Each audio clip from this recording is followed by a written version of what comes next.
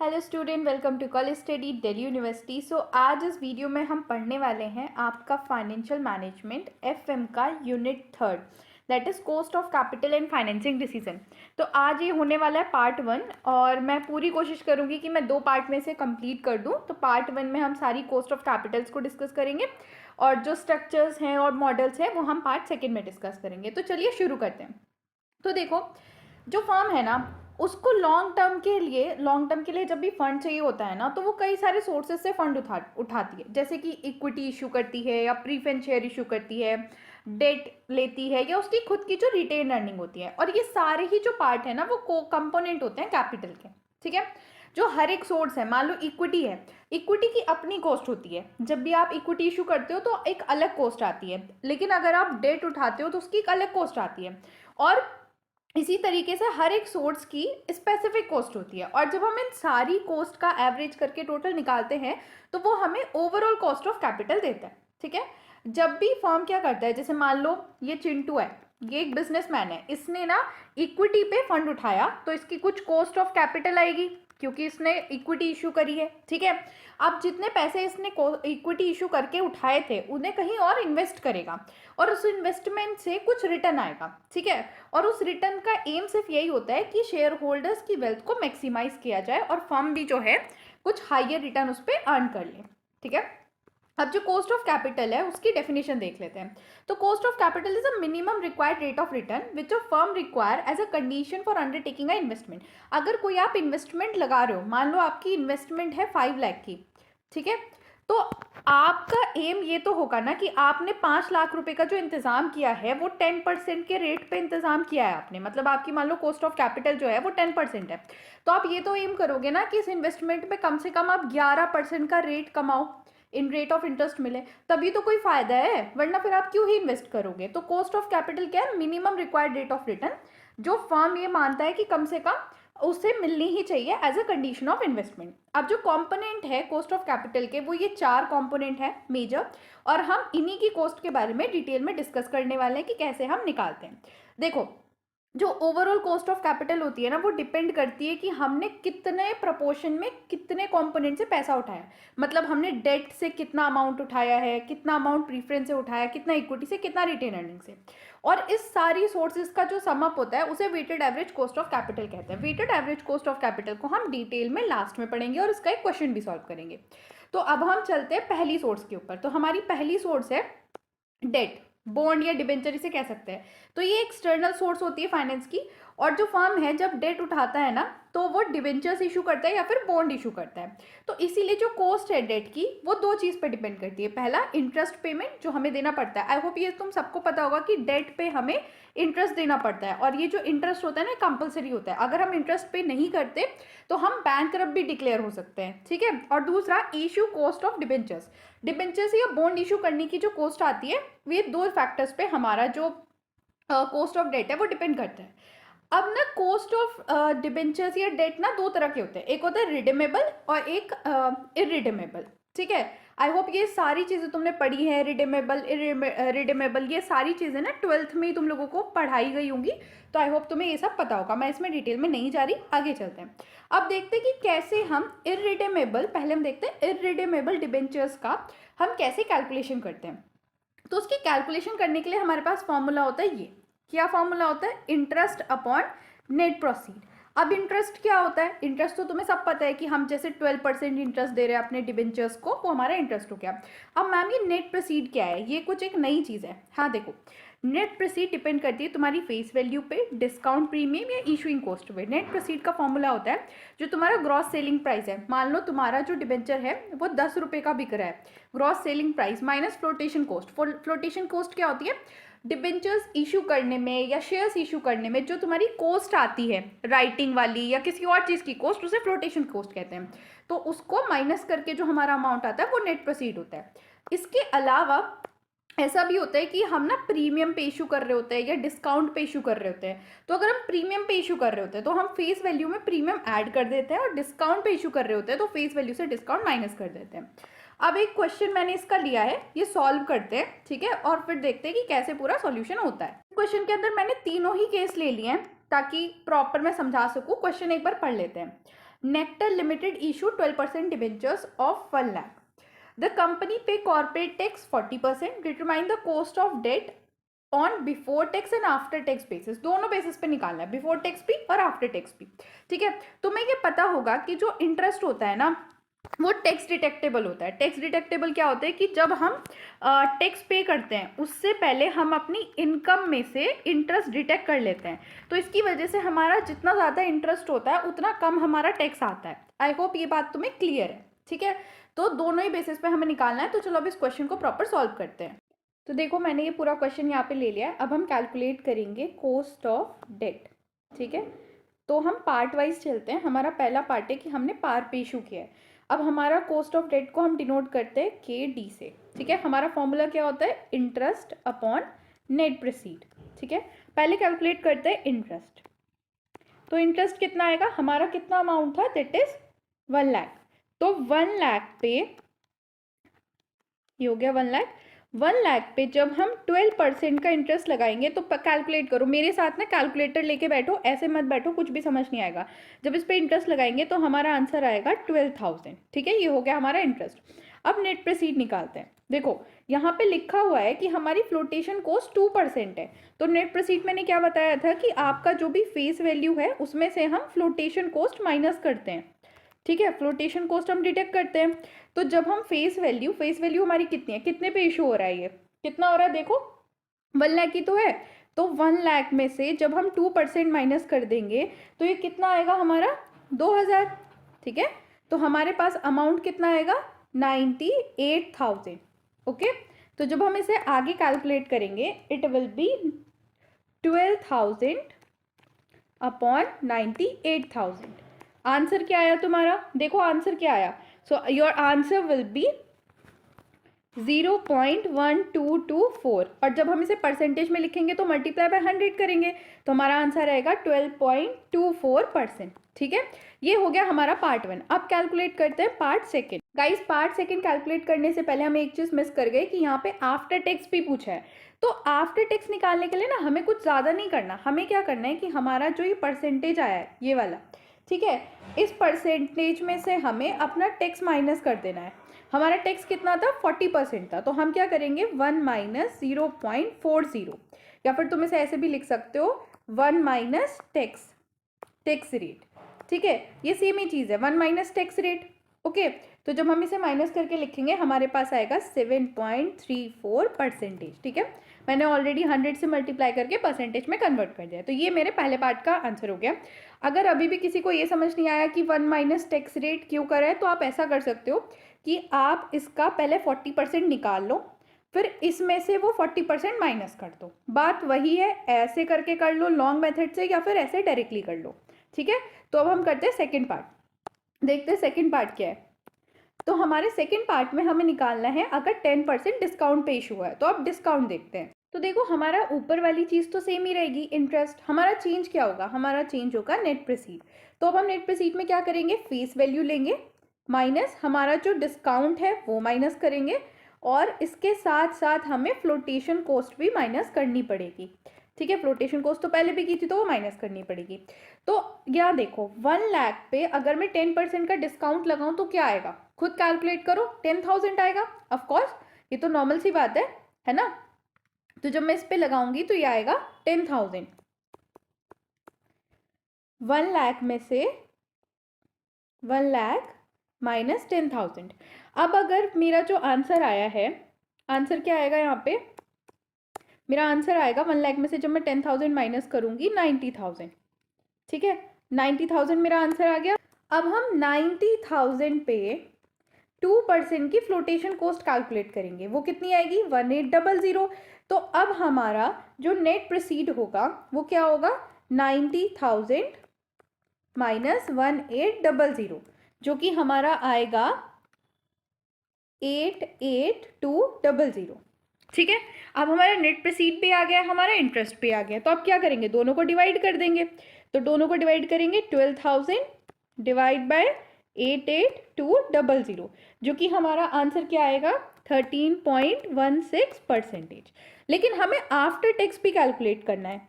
तो जब हम आफ्टर टैक्स इसे कैलकुलेट करेंगे तो सिंपल, जैसे पहले किया था ना वैसे ही करेंगे। क्या करेंगे हम, 0.1361 1 माइनस हमारा जो टैक्स रेट था 0.4।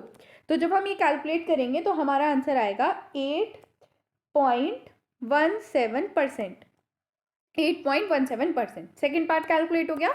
Now moving to the third part. Third part में क्या है कि हमने प्रीमियम पे इशू किया है, तो हम प्रीमियम वाले केस में क्या करते हैं कि हम ऐड कर देते हैं। अभी हमने डिस्काउंट सब्ट्रैक्ट किया था, फिर हम ऐड कर देंगे, ठीक है, बस इतना ही डिफरेंस है। तो इस बारी हमारा नेट प्रोसीड क्या होगा, 1 लाख प्लस 10,000 माइनस 2%। तो अब हम क्या करेंगे, 1,10,000 का ही 2% निकालेंगे। तो जब आप इसका 2% कैलकुलेट करोगे वो आएगा 2200, ठीक है। तो तुम्हारी फाइनल कैलकुलेशन आएगी 107,800। अब हमें क्या करना है, हमें सेम फॉर्मूले में रखना है और अपनी परसेंटेज निकालनी है। तो जब आप इसे 12,000 को डिवाइड करोगे इस वैल्यू से, आपका आंसर आएगा 11.13%। और जब आप इसे आफ्टर टैक्स निकालोगे सेम जैसे मैंने निकाला था, तो आपका आंसर आएगा 6.68%। ठीक है, तो इस तरीके से मैंने आपको तीनों केस बता दिए हैं और बहुत अच्छे से आपको चीज़ें क्लियर कर दी हैं। तो अब हम डिस्कस करते हैं calculation of cost of redeemable डेब्ट। अब तक हमने इरिडीमेबल का देखा था, अब रिडीमेबल में देखते हैं। रिडीमेबल क्या होता है कि मैच्योरिटी के टाइम हम क्या करते हैं कि एंड ऑफ मैच्योरिटी जो पूरा डेट है वो रिफंड कर देते हैं, ठीक है। लेकिन चीज़ें कहाँ चेंज होती है, चीज़ें चेंज होती है जब हम रीपे करते हैं प्रीमियम पे या फिर डिस्काउंट पे। जैसे हमने इशू प्रीमियम में डिस्काउंट पे किया था, वैसे क्या होता है कि हम रीपे भी प्रीमियम में डिस्काउंट पे कर देते हैं। तो उस केस में हमारा फॉर्मूला होता है ये, कैसे, interest 1 minus tax rate. 1 minus tax rate उस केस में होता है जिसमें टैक्स रेट दे रखा है, अगर नहीं दे रखा तो सिंपल जैसे इंटरेस्ट लिखा था वही हो जाएगा, प्लस आपका जो रिडीमेबल वैल्यू है, किस वैल्यू पे आपने रिडीम किया है, minus net proceed. Net proceed मतलब किस वैल्यू पे इशू किया था, डिवाइड बाय एन। एन मतलब नंबर ऑफ ईयर, ठीक है, नंबर ऑफ ईयर आप कितने टाइम तक के लिए आपने इशू किया था। देन उसके बाद हम ये नीचे वाली चीज़ कैलकुलेट करते हैं। ये क्या होता है, that is redeemable value plus net proceed divide by 2। ये फॉर्मूला आपको लर्न करना है, फॉर्मूला अच्छे से लर्न होना चाहिए, ठीक है। अब यहाँ पे मैंने क्वेश्चन लिया है, इस क्वेश्चन को देख लेते हैं, पहले पढ़ लेते हैं फिर सॉल्व कराऊंगी। Pasco limited issue 12% bond of the face value 1,000 each, redeemable after 6 year at a discount 5%। देखो अब ये जो रिडीम हो रहा है ना वो 5% डिस्काउंट पे हो रहा है। फ्लोटेशन कॉस्ट हमने 1% है ऑफ द फेस वैल्यू। हमें फाइंड आउट करना है cost of bond given that कि कंपनी ने टैक्स भी दे रखा है। तो यहाँ पे देखो हमारा टैक्स भी है, हमारा रिडम्पशन भी दे रखा है कि रिडीम हमने किया है 6 ईयर्स के बाद। इसके बाद हमें ये भी दे रखा है कि हमने डिस्काउंट पे रिडीम किया है। तो चलो अब इस क्वेश्चन को प्रॉपर सॉल्व कर। तो अब हम पहले अपना फॉर्मूला लिख लेते हैं। क्या हमारा फॉर्मूला था, K D is equals to interest rate 1 minus tax plus हमारा जो रिडीम वैल्यू है minus net proceed divide by n. N मतलब नंबर ऑफ ईयर, और इस होल को डिवाइड करेंगे हम redemption value plus net proceed divide by 2, ठीक है। अब हम डायरेक्टली वैल्यू यहाँ पे डाल सकते हैं, लेकिन उससे पहले ना वैल्यू एक बार ढंग से लिख लेते हैं ताकि कोई कंफ्यूजन ना हो। तो हमारा इंटरेस्ट रेट जो है वो है हमारा 12%, ठीक है। टैक्स रेट हमारा आ गया यहाँ पे 35%। देन हमारे पास जो फेस वैल्यू है, फेस वैल्यू वो है हमारी 1,000, ठीक है। नंबर ऑफ ईयर हमारा दे रखा है 6, और हमारा जो डिस्काउंट है वो है 5% का। Discount is equal to 5%। पहले हम कैलकुलेट करते हैं नेट प्रोसीड। हमारा नेट प्रोसीड क्या था, वही हम पहले फेस वैल्यू में से माइनस करते हैं। क्या माइनस करते हैं, डिस्काउंट माइनस करते हैं, ठीक है, जैसे हम अभी तक करते आ रहे हैं, और फ्लोटेशन कॉस्ट माइनस करते हैं। तो डिस्काउंट कितने का था, 5%। अब 1,000 हमारी फेस वैल्यू है, जब आप इस पर 5% कैलकुलेट करोगे तो 50 आएगा, और फिर जब आप इसी पे फ्लोटेशन कॉस्ट 1% कैलकुलेट करोगे तो 10 आएगा। तो आपका यहाँ से नेट प्रोसीड आ गया 940, ठीक है। अब हम फॉर्मूले में डालना सारी चीज़ें शुरू करते हैं, लेकिन उससे पहले इंटरेस्ट रेट भी निकाल लेते हैं, ठीक है। इंटरेस्ट रेट वैसे तो सिंपल है कि 1,000 पे 12% का इंटरेस्ट रेट लगाओगे तो आ जाएगा 120, है ना। तो अब सारी चीज़ें फॉर्मूले में डाल देते हैं, हमारे पास सारी चीज़ें आ गई हैं। 120 1 माइनस 0.35 हमारा जो टैक्स रेट था, प्लस हमारा 1,000 आ गया, minus net proceed value divide by number of year that is 6। अब इस होल को डिवाइड करेंगे 1,000 प्लस 940 और नंबर ऑफ डिवाइड बाय 2 से, ठीक है। अब जब हम इसे फर्दर कैलकुलेट करेंगे तो हमारे पास वैल्यू आएगी 78 + 10 अपॉन 970। ठीक है यार, इसे ना प्रॉपर आप आराम से कैलकुलेटर पे कैलकुलेट कर लेना। आई होप मेरे साथ आप कैलकुलेटर लेके तो बैठे ही हो। ठीक है, फिर फर्दर सॉल्व करेंगे तो 88 अपॉन 970 आएगा and ultimately we will get 9.07%। ठीक है, तो ये हो गया हमारा आंसर। इस तरीके से इसकी कैलकुलेशन होगी। अब हमारा नेक्स्ट आता है, next component of cost of capital is cost of preference share, preference capital. अब प्रीफरेंस कैपिटल भी फिर से दो तरह की है, इररिडीमेबल और रिडीमेबल। अब कैलकुलेशन देखते हैं कि कैसे हम irredeemable preference share preference capital को कैलकुलेट करते हैं। तो इसका फॉर्मूला आता है के पी मतलब preference is equals to P D divide by net proceed. देखो नेट प्रोसीड तो सब में सेम ही कैलकुलेट होना है जैसे कि अब तक तुमने किया है। पीडी क्या है? ये प्रीफरेंस शेयर पे तुम्हें पता होगा कि हम डिविडेंड पे करते हैं। ठीक है, तो ये वो डिविडेंड है जो हम पे करते हैं, तो दैट इज पीडी। तो हम इसे पीडी से लिखते हैं, बस सिंपल यही फॉर्मूला है। अब इसका भी मैंने एक क्वेश्चन लिया है, तो इसके क्वेश्चन को एक बार पढ़ लेते हैं। Company issue 12% irredeemable preference share of 100 each. तुम्हें ना क्वेश्चन में ध्यान रखना है कि जब तुम क्वेश्चन पढ़ रहे हो कि वो रिडीमेबल है या इररिडीमेबल है, क्योंकि दोनों के फॉर्मूलेज अलग रहेंगे। ठीक है, flotation cost of such issue is 5%। Estimated cost of capital जब अगर पार पे इशू आए, डिस्काउंट पे और प्रीमियम पे। देखो अब मैं ना इसका सिर्फ एक ही केस कराऊंगी, पार वाला, क्योंकि डिस्काउंट और प्रीमियम में सेम वैसे ही कैलकुलेशन होगी जैसे हमने अभी कॉस्ट ऑफ डेट में की थी। डिस्काउंट में हम माइनस कर देंगे नेट प्रोसीड से और प्रीमियम में हम ऐड कर देंगे, बस इतना ही है। तो चलो अब इसको ना सॉल्व करते हैं। तो देखो अब इसकी कैलकुलेशन शुरू करते हैं। के पी इज इक्वल्स टू हमारा पी डी मतलब हमारा preference dividend divide by net proceed. अब प्रीफरेंस डिविडेंड क्या है कि 100 पे अगर 12% का बताओ रेट लगेगा तो कितना आएगा? 12 ही आएगा dividend, divide by net proceed. Net proceed कैसे आएगा? Face value minus flotation cost. Flotation cost कितनी है? 5%। तो अगर 100 का तुम 5% निकालोगे तो सिंपल 5 आएगा, तो माइनस कर देंगे 5। अब 12/95 हमारा हो जाएगा कॉस्ट ऑफ कैपिटल। जब आप इसको डिवाइड करोगे तो आपके पास आंसर आएगा 12.63%। ठीक है, अब इसका जो डिस्काउंट और प्रीमियम का केस है उसमें बस नेट प्रोसीड तुम्हारा चेंज हो जाएगा, वो आप चेंज करके कैलकुलेट कर लेना। आगे चलते हैं। अब आता है हमारा redeemable preference capital. Redeemable preference capital क्या है कि स्पेसिफिक पीरियड ऑफ टाइम के बाद हम जो है शेयर्स को रिडीम कर देंगे, वापस दे देंगे। ठीक है, लेकिन जैसे सेम केस था कि हम जो रिडीम करते हैं वो हमारा पार पे हो सकता है, डिस्काउंट पे और प्रीमियम पे, तो इसलिए हमारा फॉर्मूला हो जाता है चेंज। अब तुम देखोगे कि यहाँ पे जो फॉर्मूला है ना वो बहुत ज़्यादा मिलता जुलता है जो डिबेंचर वाला फॉर्मूला था। ठीक है, बस यहाँ पे इंटरेस्ट की जगह पीडी आ गया है, बाकी कुछ चेंज नहीं है, सब कुछ सेम ही है। ठीक है, तो अब इस फॉर्मूले को एक बार तुम देख लो। अब आ जाते हैं हम क्वेश्चन पे। तो क्वेश्चन पढ़ लेते हैं कि Boss System Limited has plan to issue 30,000 14% preference shares 100 each that are redeem after 10 year. Flotation cost 2% दी है of sale proceed of issue, sale proceed पे दी है। ठीक है, and cost of preference capital हमें कैलकुलेट करना है। तो चलो अब इसे कैलकुलेट करते हैं फटाफट। देखो ये सारी चीज़ें हमें गिवन है, अब फटाफट हम लिख लेते हैं फॉर्मूला और करते हैं आगे की कैलकुलेशन। तो फॉर्मूला क्या था? पी डी प्लस आगे क्या था फॉर्मूले में बताओ? Redemption value minus net proceed divide by N, और इसे हम पूरे को डिवाइड करेंगे, redemption value plus net proceed divide by 2। ठीक है, तो हमारा जो प्रीफरेंस डिविडेंड आएगा, देखो 100 हमारी फेस वैल्यू थी, उस पर जब हम 14% का वो रेट लगाएंगे तो प्रीफरेंस डिविडेंड आएगा हमारा डायरेक्टली 14।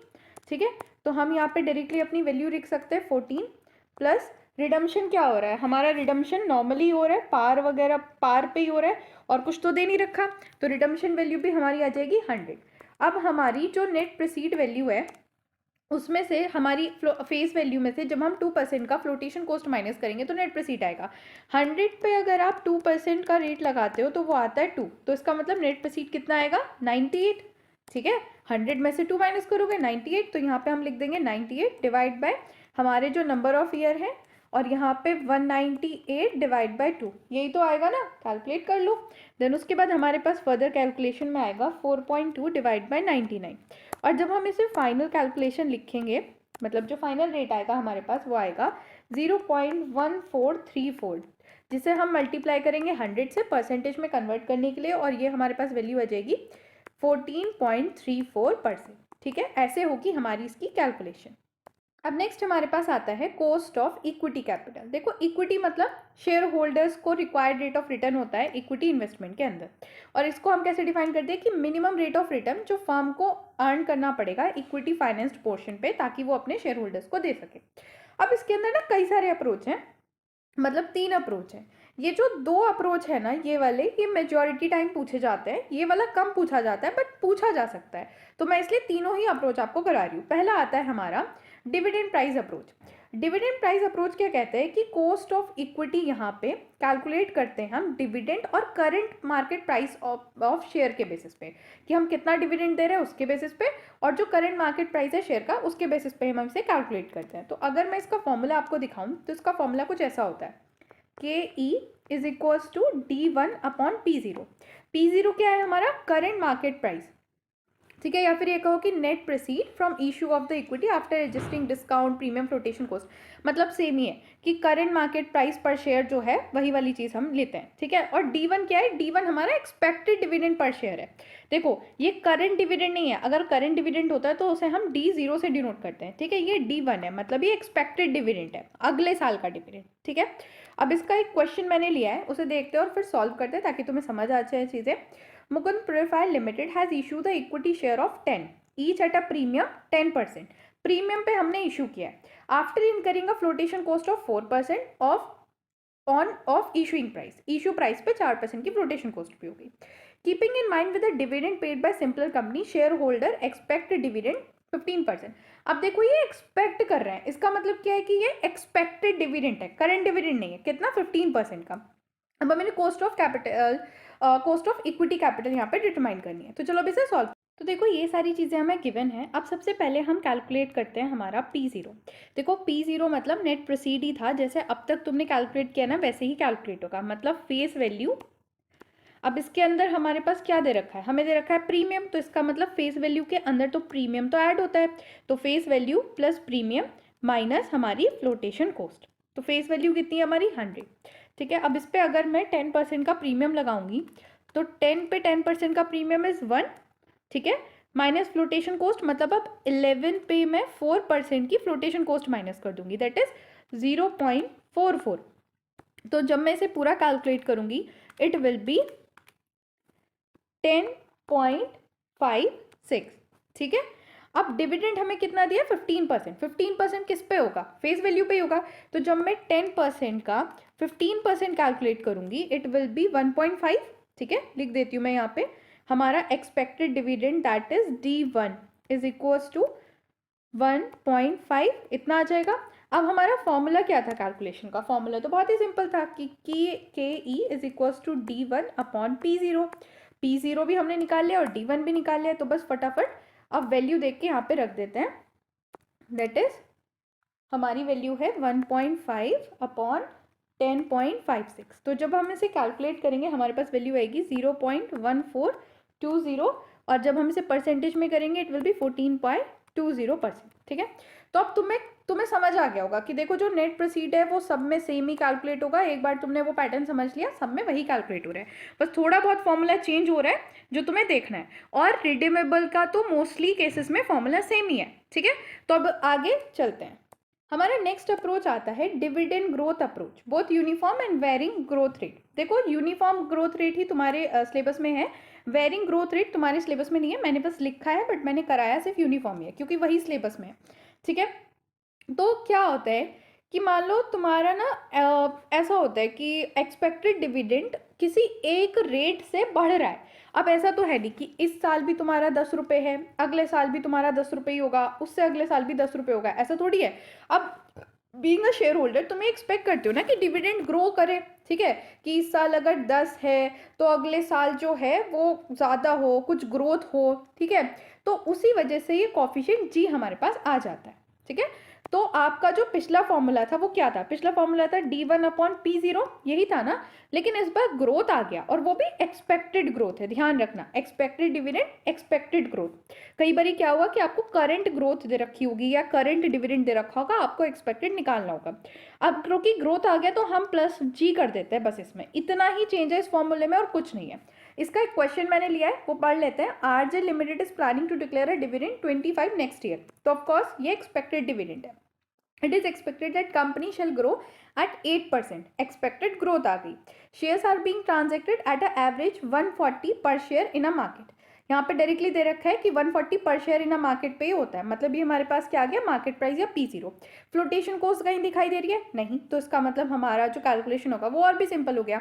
अब हमें कैलकुलेट करना है कॉस्ट ऑफ इक्विटी कैपिटल, लेकिन एक चीज और, क्या, हमें price of share eight the end of third year भी कैलकुलेट करना है. मैम ये कैसे कैलकुलेट होगा, ये इंपॉर्टेंट है, इसीलिए इस क्वेश्चन में डाला है. चलो देखते हैं कैसे कैलकुलेट. तो हमें ये सारी वैल्यू दे रखी है. मैम आपने P0 डायरेक्टली क्यों लिख दिया, अभी तो बताया फ्लोटेशन कॉस्ट भी नहीं है, कुछ प्रीमियम डिस्काउंट भी नहीं है, तो हमारी फेस वैल्यू ही P0 के बराबर है. अब डायरेक्टली हम लगाएंगे formula KE is equals to D1 upon P0 plus G.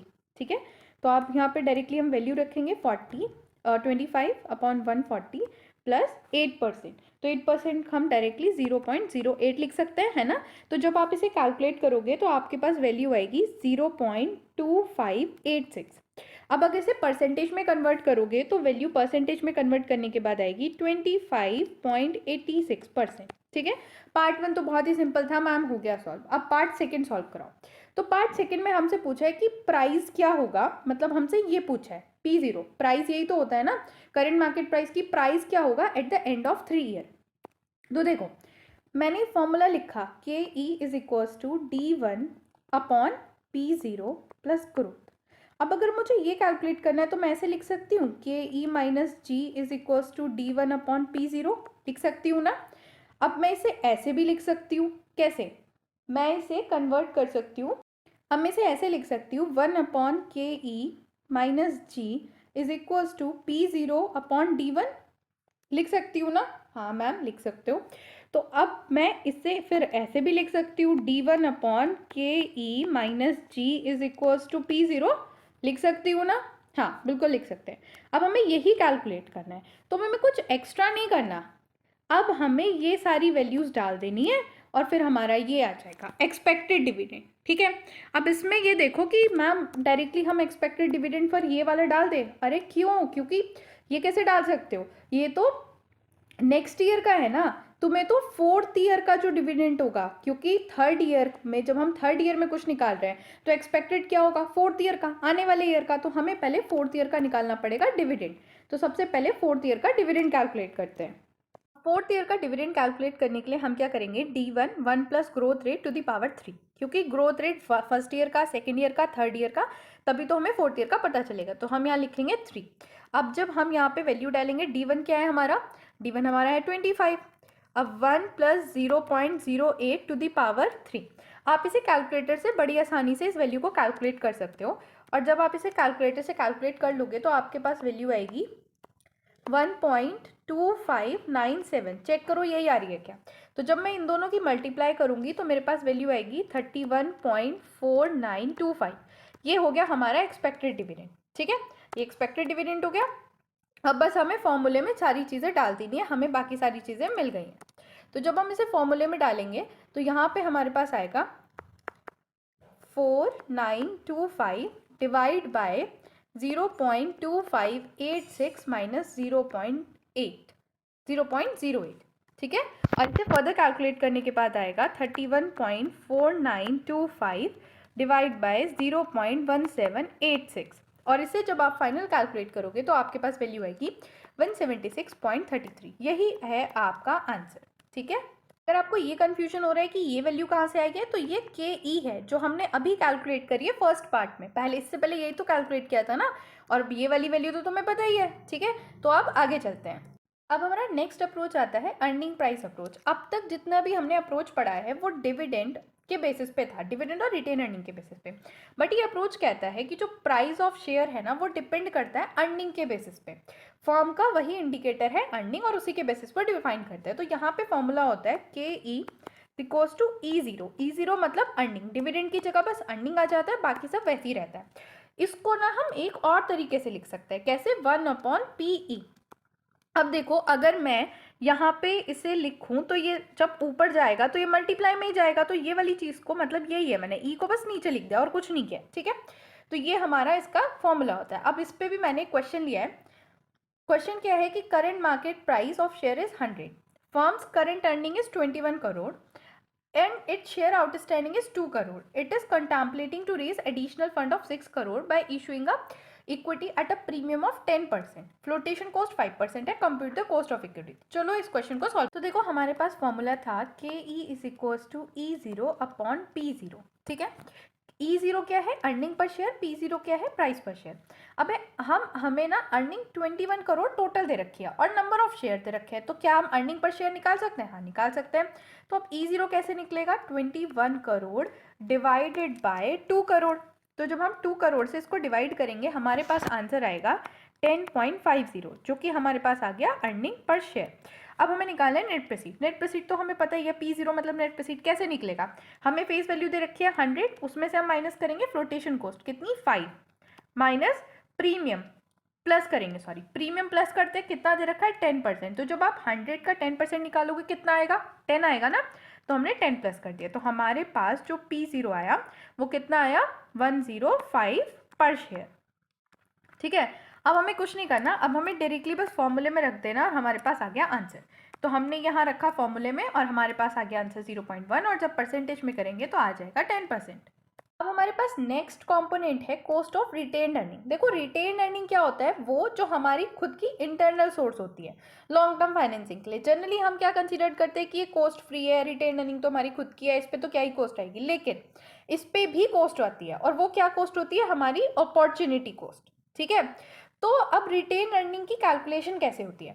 तो रिटेन अर्निंग की कैलकुलेशन कॉस्ट ऑफ कैपिटल के जैसे ही होता है, लेकिन क्योंकि हम इसे इशू नहीं करते तो इसके अंदर कोई फ्लोटेशन कॉस्ट नहीं होती और ना ही कोई पर्सनल टैक्स होता है. तो हमारा फॉर्मूला वही रहता है कि retained earning KR is equals to D1 upon P0 plus G. लेकिन हमारी फ्लोटेशन कॉस्ट यहाँ पे नहीं होती है. ठीक है, बस इतना ही है. अब यहाँ पे क्वेश्चन मैंने लिया है, क्वेश्चन देख लेते हैं. क्वेश्चन है कि एक्सपेक्टेड डिविडेंड 2 है, मार्केट प्राइस पर शेयर 10 है. कॉस्ट ऑफ इक्विटी और कॉस्ट ऑफ रिटेन अर्निंग दोनों निकालना है जब फ्लोटेशन कॉस्ट नहीं है, जब फ्लोटेशन कॉस्ट है 20%. तो जब इसकी कैलकुलेशन करते हैं तो देखो सबसे पहले हम पार्ट 1 करते हैं. यहाँ पे कोई फ्लोटेशन कॉस्ट नहीं है तो हमें पता है कि जब फ्लोटेशन कॉस्ट कुछ है ही नहीं तो KR मतलब cost of retain earning is equals to cost of equity ही होगा. और फॉर्मूला क्या है? D1 upon P0 plus growth rate. ठीक है. हमें डिविडेंड दे रहा है, expected dividend is 2 divided by market price दे रखा है 10 और फ्लोटेशन कॉस्ट तो है ही नहीं और ग्रोथ भी नहीं है तो ग्रोथ की भी कोई ज़रूरत नहीं है. तो हमारे पास क्या आंसर आ जाएगा डायरेक्टली? That is 20%. ठीक है, दोनों सेम. लेकिन अब हम दूसरा पार्ट कैलकुलेट करते हैं. दूसरे पार्ट में हमारे पास 20% फ्लोटेशन कॉस्ट है. तो सबसे पहले हम कैलकुलेट करते हैं KE क्या होगा हमारा? वही फॉर्मूला तो सेम है, D1 अपॉन P0, क्योंकि हमारी ग्रोथ तो है ही नहीं. अब D1 तो हमारा सेम रहेगा लेकिन हमारी नेट प्रोसीड जो है उसमें से 10% हम फ्लोटेशन कॉस्ट माइनस कर देंगे.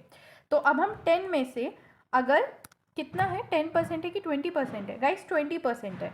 ठीक है. तो हम 20% माइनस करेंगे तो 10 का 20% मतलब 2. तो इट विल बी 2 अपॉन 8. तो आंसर हमारे पास आएगा 0.25 और 25%. ठीक है. अब हम कैलकुलेट करेंगे KR मतलब कॉस्ट ऑफ रिटेन अर्निंग. अब तुम्हें क्या लग रहा है गाइस, क्या आएगा? कॉस्ट ऑफ रिटेन अर्निंग में हम कैसे कैलकुलेट करेंगे? कॉस्ट ऑफ रिटेन अर्निंग वैसे ही कैलकुलेट होगा जैसे होता है, उसमें फ्लोटेशन कॉस्ट हम कंसीडर ही नहीं करते. तो D0 अपॉन P. ठीक है.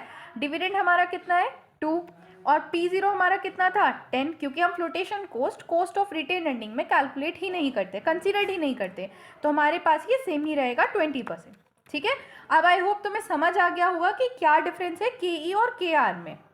अब हमारा सबसे इम्पॉर्टेंट और sum up of what we have study till now has come, that is weighted average cost of capital. Weighted average cost of capital क्या होता है? ओवरऑल कॉस्ट कितनी है फर्म की किसी भी फंड को रेस करने में, मतलब जो डिफरेंट सोर्सेज से उन्होंने फंड रेस कर लिया है, इक्विटी, प्रीफरेंस, डेट, उसकी ओवरऑल कॉस्ट उन्हें कितनी पड़ रही है वो हम कैलकुलेट करते हैं weighted average cost of capital से. इसका फॉर्मूला क्या होता है? तो फॉर्मूला मैंने यहाँ पे बड़े अच्छे से आपको डिपिक्ट किया है, बट अभी आपको ये फॉर्मूला शायद समझ नहीं आ रहा होगा, बट जैसे ही मैं आपको अभी एक क्वेश्चन कराऊंगी आपको पूरी तरीके से क्लियर हो जाएगा. ठीक है. यहाँ पे मैंने एक क्वेश्चन लिया है. देखो क्वेश्चन में क्या है, पूरी एक टेबल दी है जो कि बुक वैल्यू दे रखी है सबकी, 12% प्रीफरेंस या 8%, अब डिबेंचर्स वगैरह दे रखा है. क्वेश्चन क्या है? Equity share was actually selling 15 each. Equity share जो है वो 15 ईच पे सेल हो रहा है। कंपनी ने डिविडेंड जो है, कंपनी पे रहा dividend 2 per year for a last year. यहाँ पे ध्यान देना, this is not expected dividend, this is last year dividend. We need to calculate the expected dividend.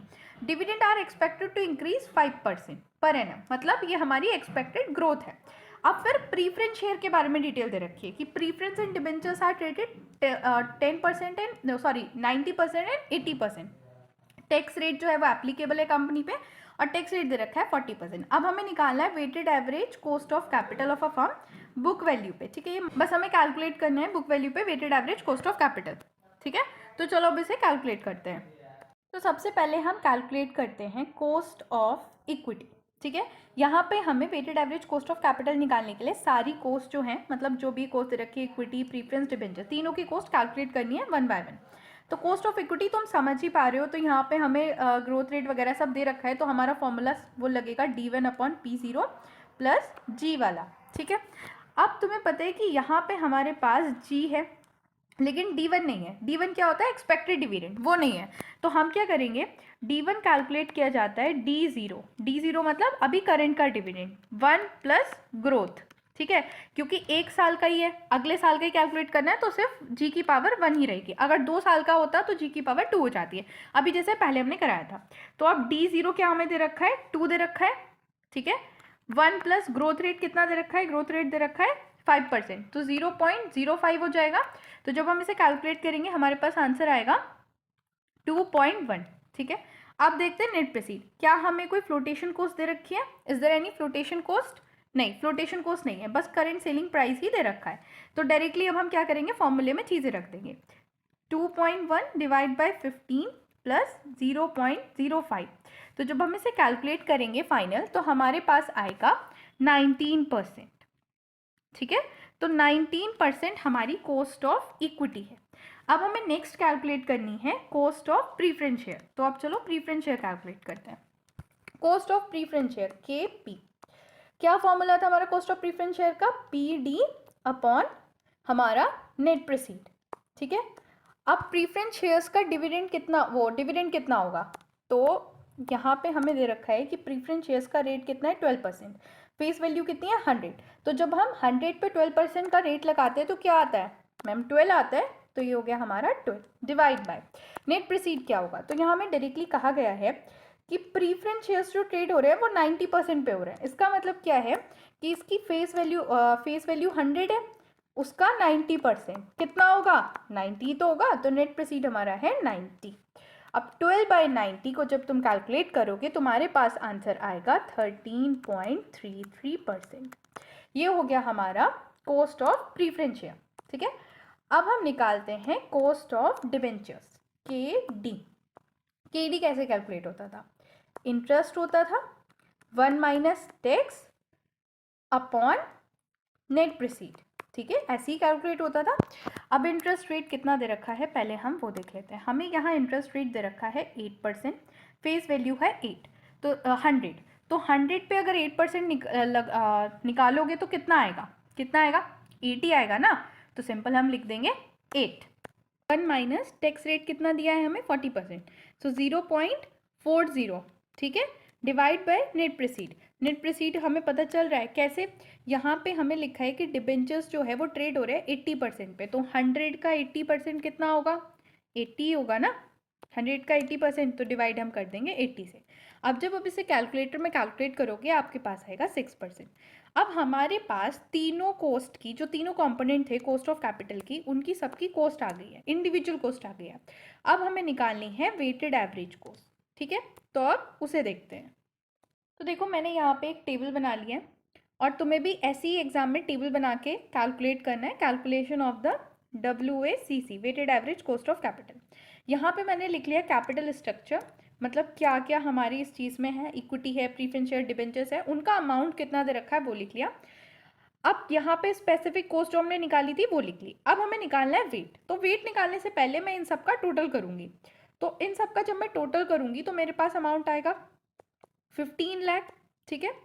अब वेट निकालने के लिए मैं क्या करूँगी, 5 लाख एक अलग उस पर करके दिखा देती हूँ तुम्हें। तो देखो मेरा यहाँ पे अमाउंट कितना था? 5 लाख, तो मैं क्या करूँगी 5 लाख डिवाइड बाय 15 लाख, कितना आएगा? तो मेरे पास आएगा 0.333। वेट का मतलब क्या होता है कि टोटल कैपिटल के अंदर जो मेरी ये वाली कैपिटल है स्पेसिफिक, जैसे मैं अभी कैलकुलेट कर रही हूँ इक्विटी की, कि स्पेसिफिक इक्विटी से मैंने कितना अमाउंट उठा रखा है टोटल कैपिटल के अंदर, तो वो हमारा वेट होता है। ठीक है, तो ये आ जाएगा 0.33। ऐसे ही अगर मैं कैलकुलेट करूँ अपने प्रीफरेंस की, तो प्रीफरेंस का अमाउंट कितना है 4 लाख, तो 4 लाख डिवाइड बाय 15 लाख, मेरे पास क्या वैल्यू आ जाएगी 0.2667। और सिमिलरली मैं डिबेंचर्स की कैलकुलेट करूंगी, तो मेरे पास यहाँ पे वेट आ जाएगा 0.333, 0.2667 एंड देन वी हैव 0.4000। ठीक है, अब मैं वेटेड कोस्ट निकालने के लिए वेट की मल्टीप्लाई स्पेसिफिक कोस्ट से करूंगी, तो जब मैं इन दोनों की मल्टीप्लाई करूंगी मेरे पास आएगा 0.0633। सिमिलरली इसकी मल्टीप्लाई इससे होगी, आंसर आएगा 0.0356 और यहाँ पे आंसर आएगा 0.024। ठीक है, अब मैं इन सब का टोटल कर दूंगी, इन सब का टोटल, तो आप इसे कैलकुलेटर में फटाफट टोटल करो, आंसर आएगा 1.229। ठीक है, अब ये हमारा डेसिमल की फॉर्म में, अगर मैं इसे परसेंटेज के फॉर्म में लिखूं तो मेरे पास आंसर आ जाएगा परसेंटेज के फॉर्म में, इट विल बी 12.29%। यही हमारी weighted average cost of capital है। ठीक है, weighted average cost of capital ऐसे निकालनी होती है। अब अगर जिन लोगों को कंफ्यूजन हो रहा हो कि मैम क्वेश्चन में ना यहाँ पे ये भी लिखा होता है कि तुम्हें मार्केट वैल्यू वेट पे निकालनी है, तो मार्केट वैल्यू वेट पे कैसे निकलती है वो भी बता दो। देखो अभी क्वेश्चन में जैसे हमने यहाँ पे डिबेंचर की वैल्यू 60 लाख ली थी जब मैंने वेट कैलकुलेट किया था। जब आप मार्केट वैल्यू पे निकालोगे ना तो उसमें आपको क्या करना है कि यहाँ पे हमें दे रखा है कि डिबेंचर जो है वो 80% पे ट्रेड हो रहे हैं। इसका मतलब क्या है कि जो फेस वैल्यू है वो 100 नहीं है, वो क्या है 80 है, ये हमारी मार्केट वैल्यू है। ठीक है, मतलब जो ये तो फेस वैल्यू है बट जो मार्केट वैल्यू है वो 80 है। तो हम क्या करेंगे, ये जो 6 लाख है ये टोटल अमाउंट है, इसे डिवाइड करेंगे फेस वैल्यू से और मल्टीप्लाई कर देंगे मार्केट वैल्यू पे। तो जब आप इसे मार्केट वैल्यू पे मल्टीप्लाई कर दोगे ना आपके पास आंसर आएगा 480000। ऐसे ही हम क्या करेंगे, ये जो हमारा इक्विटी का तो सेम ही रहेगा बट जो ये हमारा प्रीफरेंस है, सॉरी इक्विटी का भी चेंज होगा, क्योंकि 15 पे कैलकुलेट करेंगे। सिमिलरली हम प्रीफरेंस शेयर को भी चेंज करेंगे।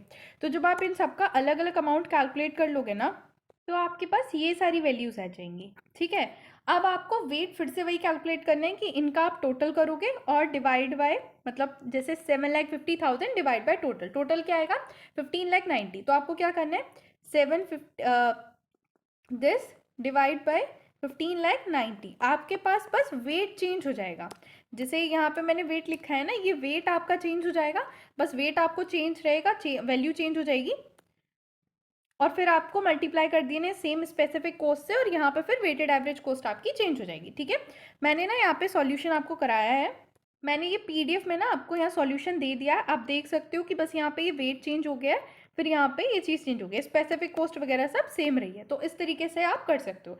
इसी के साथ आपका ये पूरा पार्ट खत्म होता है। अब हम नेक्स्ट पार्ट में आपके स्ट्रक्चर्स और मॉडल्स वगैरह डिस्कस करेंगे। Thank you, thanks for watching. Video को लाइक करो, चैनल को सब्सक्राइब करो और नोट्स चाहिए तो फटाफट टेलीग्राम चैनल हमारा ज्वाइन कर लो। देखो कितने अच्छे नोट्स हैं, आपको टेलीग्राम चैनल पे मिल जाएंगे। ठीक है, और चैनल पे बने रहो। Thank you, thanks for watching.